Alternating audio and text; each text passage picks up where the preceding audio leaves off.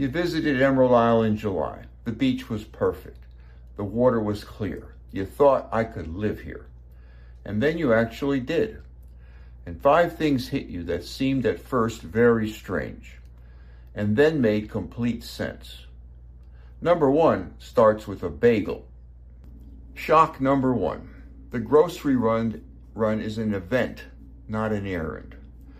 I have a customer at my donut and bagel shop who lives in Pine Knoll Shores, about 10 miles east of Emerald Isle.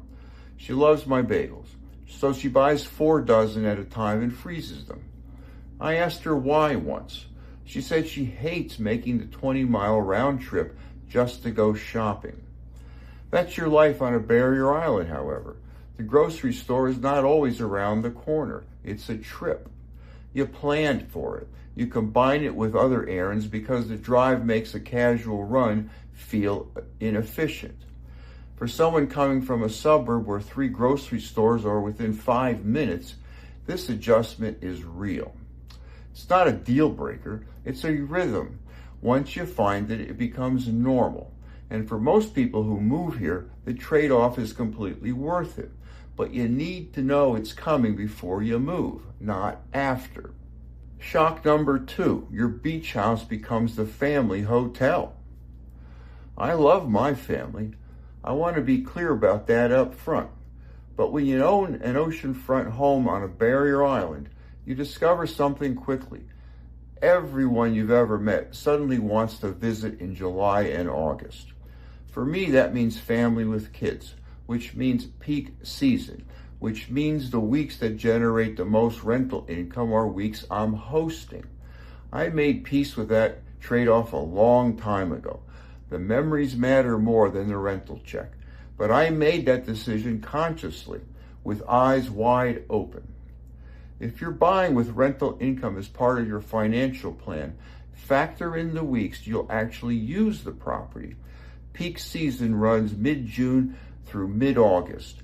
Those are your $4,000 to $6,000 weeks. Every one you use yourself as a week that you're not collecting money. That's not a reason not to buy. It's a number to know before you sign up. Shock number 3. January belongs to you. I could walk the beach in January and only the birds would know. That's not an exaggeration. It's a Tuesday morning in February on Emerald Isle. The tourists are gone. The summer crowds are a memory. The beach is yours in a way that July never allows. Most buyers experience Emerald Isle in the summer and assume the quiet they're craving is always available. It's not in season. The real quiet comes in the off-season, and it's a different quality of life entirely. No traffic on the bridge, parking anywhere, restaurants you can actually get into. The community that lives here year-round comes forward and introduces itself. I've watched buyers fall in love with the idea of Emerald Isle in July, and then discover what they actually fell in love with was the off-season version, the one they only find after they move here. For the right person, that January beach is the whole point. The question is whether you know which person you are before you buy. At this point, most buyers realize there are more moving parts to this decision than they expected. I moved to Emerald Isle in 2016, and I help people relocate here every day. So I see where people get tripped up. I put together a guide that walks through how to think about these decisions, what to look for, what actually matters, and where people tend to get things wrong. If you want that, text the word GUIDE to 919-308-2292, and I'll send it to you. Let's keep going. 2 more shocks to go. Shock number 4.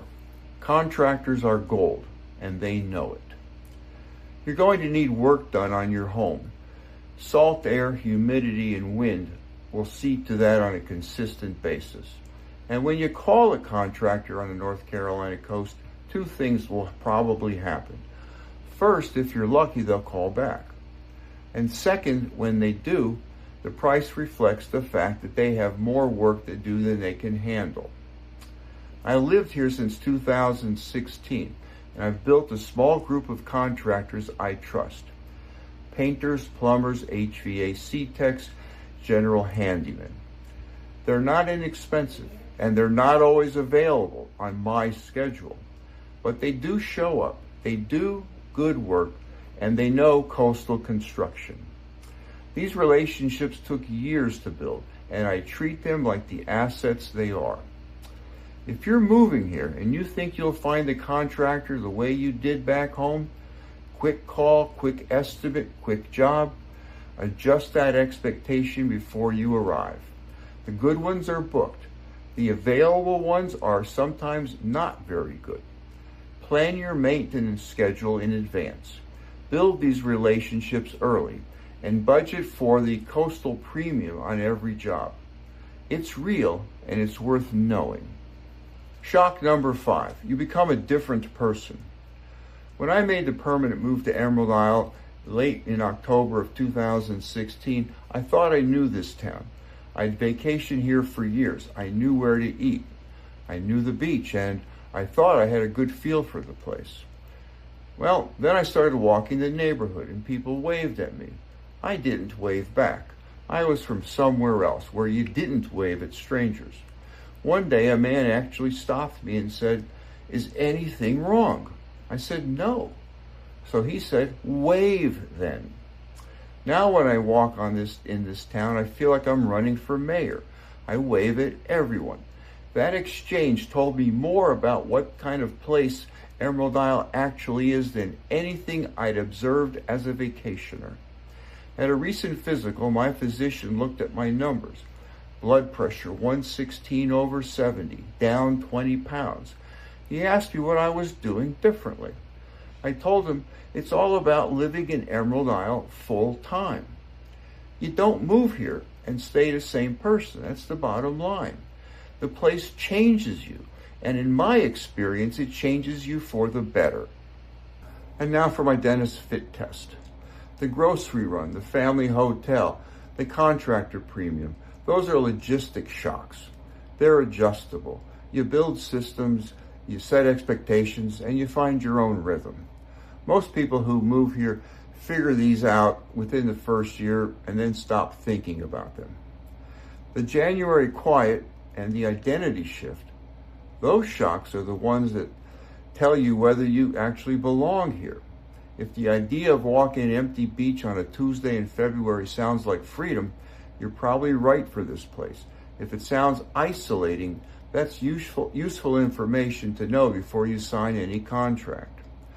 I moved here knowing the logistics would require adjustment. What I didn't fully appreciate was how much the place itself would change how I feel and live. That's become the real surprise, and it's been entirely welcome. If you want help figuring out whether Emerald Isle is the right move for you, use the link below to get on my calendar. That conversation is free and it takes about 30 minutes. Which one of these 5 shocks would have caught you off guard? Or which one are you still trying to wrap your arms around? Drop it in the comments below. I read every one and I'll answer yours directly. And if you found this helpful and you're serious about buying or living in Emerald Isle or anywhere else along the North Carolina coast, I have an informative resource for you. Text the word FREE to 919-308-2292 and I'll send you my book, Live Where You Vacation. It's a deep dive into what it's actually like to live here. Subscribe to join a small but growing group of people who value clarity over hype. And if this video gave you a clearer picture of what life is actually like here, my next video goes even deeper. I walk you through how Emerald Isle divides into 3 distinct parts and which one may fit your daily life. I'll see you there.